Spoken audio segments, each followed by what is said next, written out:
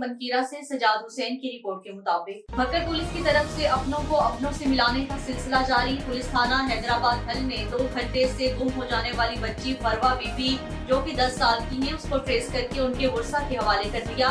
SHO थाना हैदराबाद अब्दुल वहाब ने बच्ची को ट्रेस करने के लिए सोशल मीडिया कैंपेन, मसाजिद में ऐलानात, करीबी थाने जात के साथ कोऑर्डिनेशन समेत दीगर जराए इस्तेमाल किए।